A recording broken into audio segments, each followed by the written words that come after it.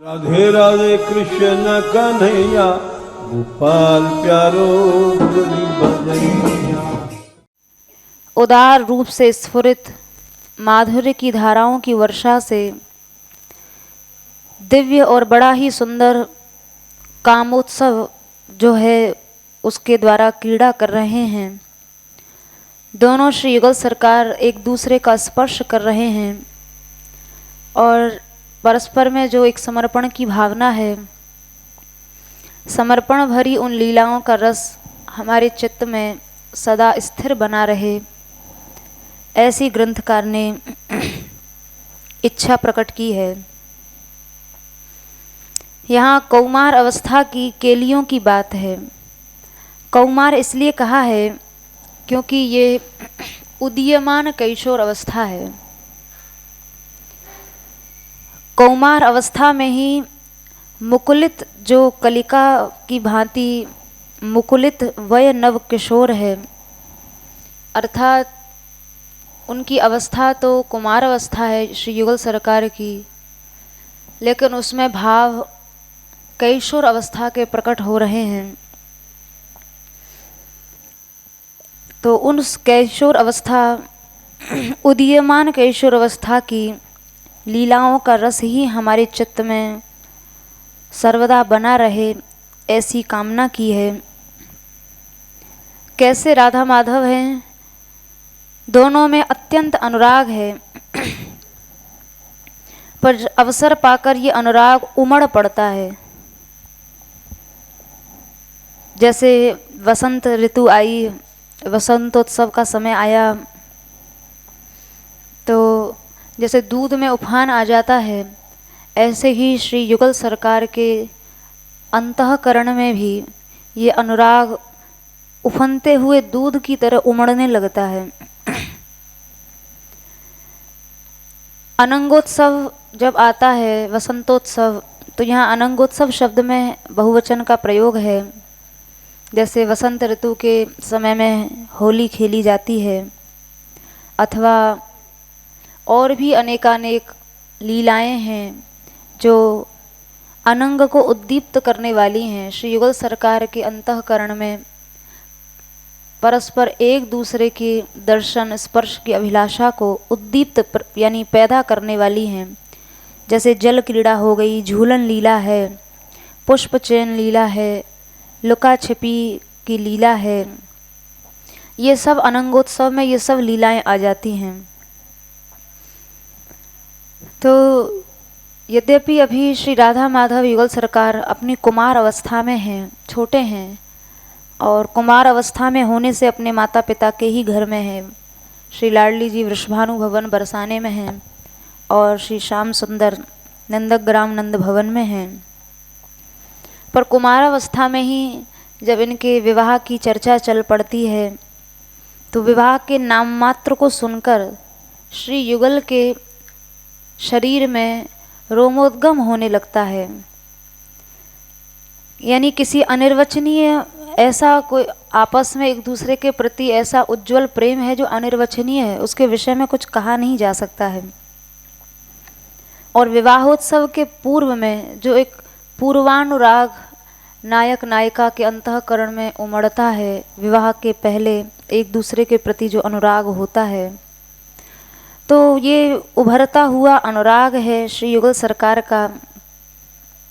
और इस अनुराग की ऐसी महिमा है, इस अनुराग में ऐसा माधुर्य है कि वो माधुर्य बड़ी उदारता के साथ स्फुरित हो रहा है। और उस माधुर्य की धाराओं की बौछार जिस लीला में नित्य हो रही है, माधुर्य का मतलब जिसमें दो चीज़ें हों, एक तो स्वादुता और दूसरी प्रियता, यानी उसके अंदर स्वाद भी होना चाहिए और वो स्वाद रुचिकर होना चाहिए, अच्छा लगे, प्रिय लगे, ऐसा स्वाद होना चाहिए। तो स्वादु और प्रिय ये दो चीज़ें जिसमें होती हैं उसको मधुर कहा जाता है। तो ये सब जो श्री युगल की लीलाएं हैं, ये सब माधुर्य से भरी हुई हैं और उसकी निरंतर वर्षा ही आसार है। यानी ऐसी बौछार उस माधुर्य की हो रही है कि ये सबको आप्लावित कर रही है, डुबो रही है, उसमें भी माधुर्य से भरी हुई जो प्रधान लीलाएं हैं श्री ठाकुर जी की, दिव्य और ललित है, वो है कामोत्सव। कामोत्सव से तात्पर्य है वसंतोत्सव, यानी वसंत ऋतु में होने वाली जो श्री युगल सरकार की लीला है, उसमें एक विशेष रस है, उसमें विशेष माधुर्य है। तो यहाँ वसंतोत्सव या होली में जो श्री युगल सरकार परस्पर लीला करते हैं, खेलते हैं, तो लोक में भी देखा जाता है कि होली एक ऐसी क्रीड़ा है, एक ऐसा खेल है जिसमें परस्पर में नायक नायिका किसी बात का संकोच नहीं करते हैं। किंतु संसार में जो होली लीला है वो एक काम की विडंबना है। निर्लज्ज भाव से लोग आपस में खेलते हैं, बोलते हैं, लेकिन यहाँ जो युगल सरकार के अनुराग की मधुरता की धाराओं के बहने से इस अनंगोत्सव में या कामोत्सव में दिव्यता और ललितता आ गई है। यानी ये संसार की तरह उच्छृंखल नहीं है। जैसे संसार में जो होली आदि की लीला होती है उसमें एक स्वच्छंदता होती है, उच्छृंखलता होती है, किंतु यह जो वसंतोत्सव है श्री युगल सरकार का, इसमें युगल सरकार के अनुराग की मधुरता की धाराओं के बहने से इस कामोत्सव में, इस अनंगोत्सव में या इस वसंतोत्सव में दिव्यता आ गई है, इसमें एक लालित्य आ गया है। दिव्यता का अर्थ होता है अप्राकृत, यानी इसको प्राकृत संसार की दृष्टि से इसका अर्थ नहीं लगाना चाहिए।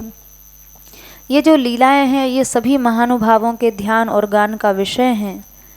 और ललित का अर्थ है कि इन लीलाओं में ग्लानि मलानि जैसे दोष नहीं हैं, यानी सभी प्रकार की अरोचकताओं से ये लीलाएं रहित हैं और सभी महानुभावों के ध्यान और गाने योग्य होने के कारण ये दिव्य हैं, यानी इनमें कोई हेय अंश नहीं है। तो उस उत्सव में खेलने और परस्पर रंग गुलाल आदि डालने से आविष्ट हुए युगल की शोभा बड़ी दर्शनीय हो रही है। तो यहाँ जो श्री युगल सरकार के लिए मिथुन शब्द का प्रयोग किया है, ये एक वचन का शब्द है। इससे उन दोनों के अनुराग में समानता है, इस अर्थ की प्रतीति करा रहे हैं कि वो कहने को दो हैं पर दोनों का अनुराग जो है वो समान है, एक ही है। खेलते समय वो द्विरूपता धारण कर लेते हैं, खेलने के लिए वे दो हो जाते हैं, अन्यथा दोनों का एक दूसरे के प्रति समान अनुराग होने से वे दो होते हुए भी एक ही अनुराग का पोषण करते हुए दिखाई पड़ रहे हैं। कैसे राधा माधव बोले चिरकाल से जो मिलने की आरती को धारण कर रहे हैं, चिरकाल से मैंने बहुत समय से दोनों परस्पर में मिलना चाहते हैं। तो यहाँ श्री ठाकुर जी को भी क्या कोई समय का प्रतिबंध हो जाता है कि इच्छा कर रहे हैं तो भी नहीं मिल पा रहे हैं, तो क्या काल के प्रकृति के नियम में बंध गए हैं? तो ऐसी बात नहीं है। टीकाकार कह रहे हैं चिरकाल का अर्थ है स्वतंत्र इच्छा, यानी प्रकट लीला के लिए जिन श्री राधा माधव के अंतःकरण में एक उत्कंठा उमड़ रही है, उस उत्कंठा को वे धारण किए हुए हैं। तो यद्यपि यहाँ धारण करना ऐसा कहा है, लेकिन इसके साथ साथ श्री युगल सरकार की एक सुकुमारता का वर्णन भी कर दिए हैं, क्योंकि ये इतने सुकुमार हैं श्री राधा रानी और श्याम सुंदर कि किसी भी तरह की पीड़ा को सहन करने की सामर्थ्य इनमें नहीं है। इसलिए कहा है कि राधा माधवयोः परम भवतु नश्चित्ते चिरार्थ स्पृशो।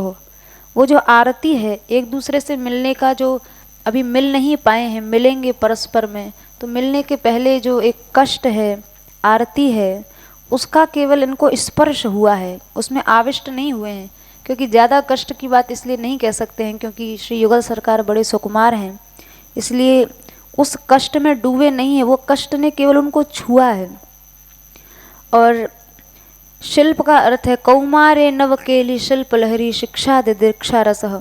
शिल्प का अर्थ है उन क्रीड़ाओं के प्राकट्य का आरंभ, यानी अब वो समय निकट आ रहा है जब उन लीलाओं का आरंभ होगा। लेकिन समस्या ये है कि दोनों अभी कुमार अवस्था के हैं, यानी छोटी सी उनकी अवस्था है और लीला करनी है कैशोर अवस्था की।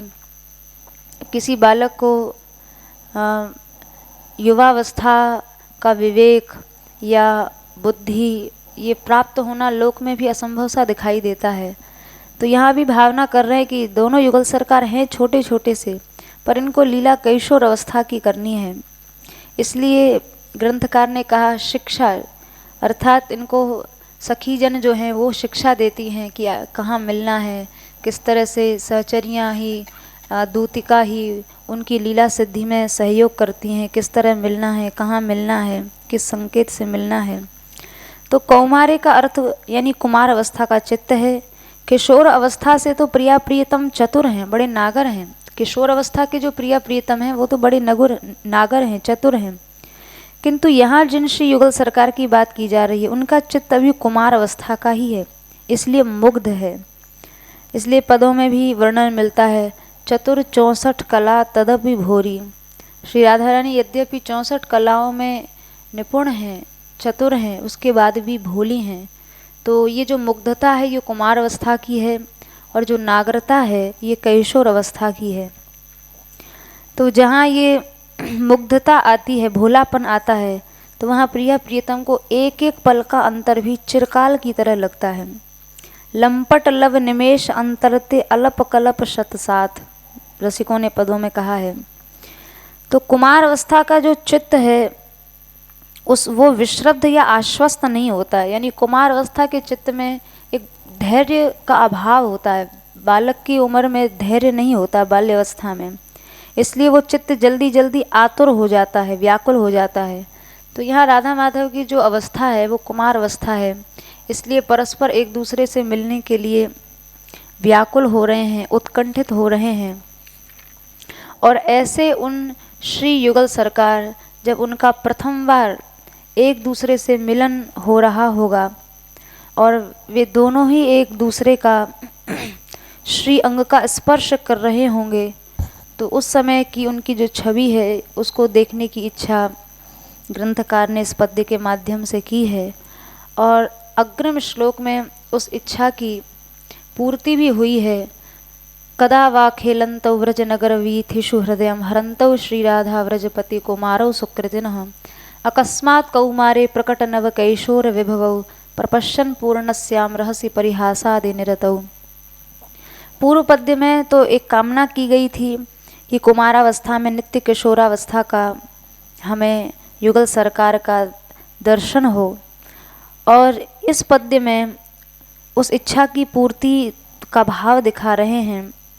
कैसे श्री युगल सरकार जो ब्रज के नगर में घूम रहे हैं, ब्रज के नगर से तात्पर्य नंदगांव और बरसाना।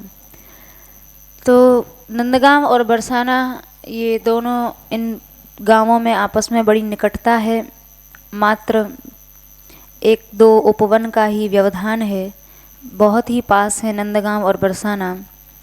तो ब्रज के इन नगरों में कैसा ब्रज है, अत्यंत रमणीय है और प्रेम का आश्रय है। जैसा कि भागवत जी में शुकदेव जी ने नंदोत्सव के आखिरी श्लोकों में कहा है, रमा क्रीडम अभुंद्रप। ब्रज क्या है, रमा का आक्रीड़ है, लक्ष्मी जी की खेलने की स्थली है।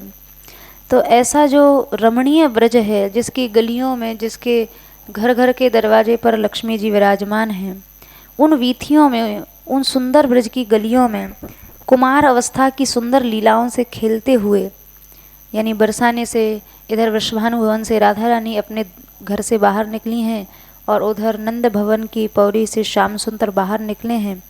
और दोनों जन, क्योंकि नंदगांव बरसाने में एकाध वन उपवन का ही व्यवधान मध्य में है, तो खेलते खेलते जैसे बालक गोष्ठ आदि पार करते हुए थोड़ा सा दूर निकल जाता है, ऐसे ही अपने घर से बाहर निकलकर राधा रानी और श्याम सुंदर प्रेमावेश से यहाँ मिलते हैं। कैसी राधा रानी है, श्री शब्द का प्रयोग किया। तो इतनी श्री शब्द के द्वारा यहाँ श्री राधा रानी की सुंदरता बता रहे हैं। श्री राधा हैं, श्री राधा से तात्पर्य श्रृंगार आदि की इनको आवश्यकता नहीं है, जो स्वतः स्वरूप सिद्ध हैं, परमानंद सिद्धि रूप हैं, ऐसी जो राजकुमारी हैं। और ऐसे ही राजकुमार श्याम सुंदर नंद नंदन व्रजेंद्र नंदन श्री कृष्ण हैं, जिनको सुंदरता के लिए किसी श्रृंगार और अलंकार की आवश्यकता नहीं है। वैसे भी जब उदीयमान कैशोर अवस्था होती है तो उस अवस्था में एक सुंदरता स्वाभाविक रूप से आती है। जब नव कैशोर अवस्था में बालक प्रवेश करता है तो स्वाभाविक सौंदर्य उसके मुख पर आ जाता है।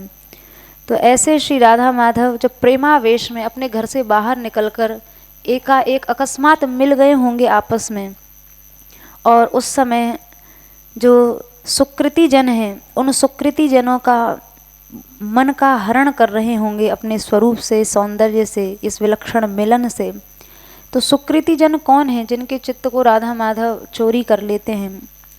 तो टीकाकार कहते हैं सुकृति जन वो हैं जो माया से आवृत नहीं है, यानी अनावरण जिनका माया से हो गया है, अब माया ने उनको ढक नहीं रखा है, माया का आवरण जिनके नेत्रों से हट गया है और श्री राधा माधव के दर्शन करने का पूर्ण अधिकार जिनको प्राप्त हो गया है, ऐसे महाभाग्यशाली जनों को ही सुकृति कहा गया है।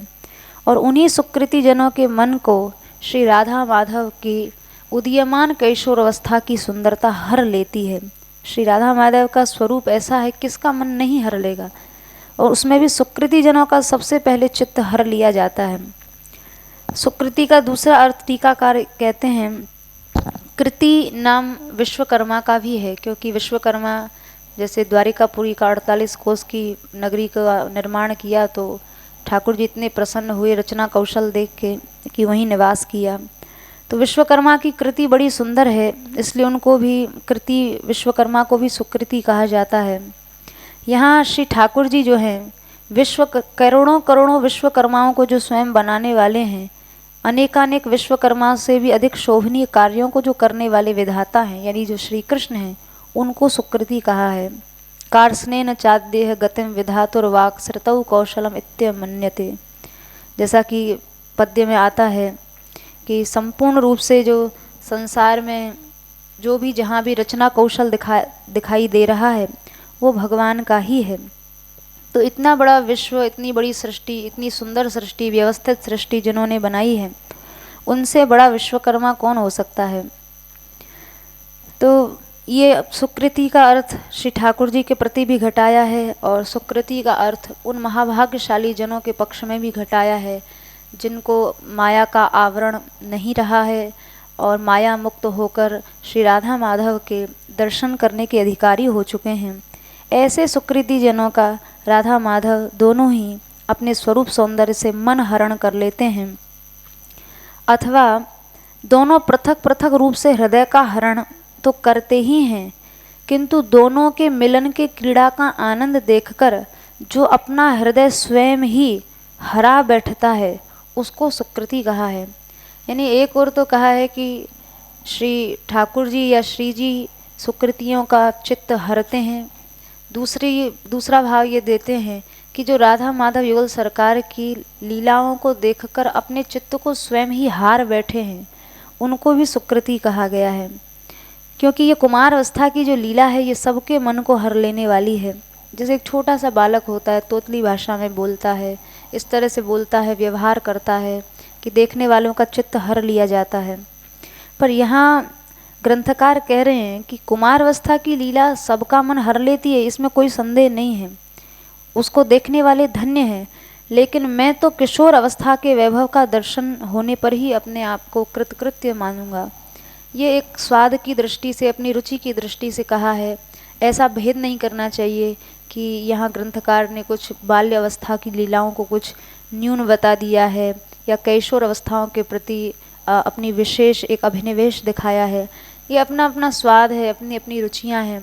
बाकी तो नित्याह सर्वे विहाराद्याह, ये परिकर नित्य है, ये धाम नित्य है, और यहाँ संपादित होने वाली सभी लीलाएं भी नित्य हैं। इनमें कहीं भी न्यूनाधिक्य भाव नहीं करना चाहिए। तो ऐसे ब्रज के नगर में वे श्री राधा माधव युगल सरकार सुकृति जनों का मन हरण करते हुए, अब मन हरण कर रहे हैं तो इससे उनका महाचोर होना प्रकट होता है। एक तो कोई चोरी करता है व्यक्ति तो एकांत ढूंढता है, पर ये तो दिन दहाड़े चोरी कर रहे हैं, लोगों की जो सुकृति जनों के चित्त की चोरी कर रहे हैं। इसलिए चोर नहीं, इससे इनका महाचोर होना प्रकट होता है। और कब कर रहे हैं? अकस्मात कुमार अवस्था में ही, जिन्होंने अपनी नवीन किशोर अवस्था का वैभव प्रकट कर दिया है।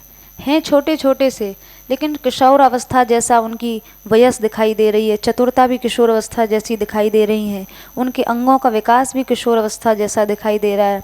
उनका आपस में हास परिहास करने का ढंग, लीला विलास की एक पद्धति, वो सब किशोर अवस्था की उन्होंने अकस्मात एकाएक प्रकट कर ली है। तो ऐसी उन श्री राधा और ब्रजपति कुमार को प्रकर्ष और अत्यंत आश्चर्य के साथ देखती हुई मैं कब अपने मनोरथ को पूर्ण कर पाऊंगी, ऐसा ग्रंथकार प्रार्थना कर रहे हैं। और फिर किशोर अवस्था के वैभव का वर्णन करते हैं। एकांत गलियों में, उनके बीच में वृक्ष और लता आदि से आच्छादित स्थलों में राधा रानी श्याम सुंदर आपस में हास परिहास कर रहे हैं। श्याम सुंदर कहते हैं, हे श्री जी, देखो हमारे नेत्र कितने विशाल हो गए हैं, और नेत्र दिखाने के बहाने श्री राधा रानी का चुंबन करते हैं, कभी पुष्प चयन करते हैं, कभी उन्हें कंधे पर चढ़ाकर उनके चरणों का स्पर्श करते हैं, कभी श्री राधा रानी का के चरणों का भुजाओं से आलिंगन करते हैं। तब राधा रानी हे धूर्त, हे कितव, इन सब शब्दों का प्रयोग करती हैं, भर्त्सना करती हैं, आपस में हंसते हैं, परिहास करते हैं। इस तरह से जो श्री राधा माधव आपस में जब हंस रहे होंगे, एक दूसरे को हंसा रहे होंगे, तो उन सब लीलाओं को करते हुए मैं कब उनका दर्शन करूंगी, ऐसा भाव यहाँ ग्रंथकार ने किया है। और अपनी एक रुचि की दृष्टि से एक दूसरा भाव भी टीकाकार कहते हैं कि सुकृति उस कुमार अवस्था वाले कुंज में कर्माधिकार बने हुए जो सखीजन हैं, यानी कुंज से तात्पर्य उन्होंने लिया है कि श्री राधा माधव की जो कुमार अवस्था है वही सुंदर कुंज है, और उसमें कर्माधिकारी बनी हुई सखीजन हैं, उनका हृदय ही वह कौशल या निर्माण है, उनके द्वारा की गई परिचर्या ही उनका हृदय है, और उसको प्रीति से हरण करते हुए या स्वीकार करते हुए या साधु साधु कहकर उसकी प्रशंसा करते हुए या अपने कृति विलास से वहाँ के सखी जन सफलता मानकर प्रेमानंद में मग्न हो जाती हैं। और इस प्रकार से कुमार अवस्था में किशोर अवस्था की विदग्धता और चतुरता को देखने की इच्छा ग्रंथकार ने यहाँ प्रकट की है, और ये चतुरता जिस रूप में उनको दिखाई पड़ी है उस रूप का उन्होंने अगले पद्य में वर्णन किया है। जय श्री राधे। इसमें केवल इतना कहना है, कुमार शब्द का अर्थ क्या है। कुमार शब्द का अर्थ है होता है कुत्सित हमारा याभ्याम। यद्यपि कुमार अवस्था शास्त्र में 5 से 8 के बीच में मानी गई है, किंतु इसमें भी इतने सुंदर हैं कि मार कामदेव भी कुत्सित हो गया है, निंदित हो गया है। इसलिए कुमार अवस्था के धर्म में लिखे हैं कि नव केली, जिस अवस्था में नई नई लीलाएं सीखता है, और उन लीलाओं में बाल लीला नहीं समझना चाहिए। दिव्य ललित अनंगोत्सव कहा है। वह धर्म, वह संधि जो है वो नहीं है वहाँ। दिव्य अनंग उत्सव है, उन दोनों से खेल रहे हैं। वो दिव्य कैसा है, जो किसी अवस्था का बंधन नहीं मानता है, प्रकट होता है। ये जैसे संसार में क्रम है, यौवन आया, नव यौवन आया, प्राकट्य हुआ, वो नहीं है, दिव्य है। कोई सांसारिक नियम नहीं है। इसीलिए कौमार को कुत्सित है मार, कामदेव भी जिससे निंदित है, कई अर्थ हो जाते हैं। सुकुमार लगाएंगे, आगे आ रहा है सुकुमार। कुत्सित हैं लेकिन सुंदर सुकुमार शब्द का प्रयोग किया गया आगे कहीं। ये बाकी सब भाव इन्होंने मुरली ने स्पष्ट कर दिया। जय श्री राधे।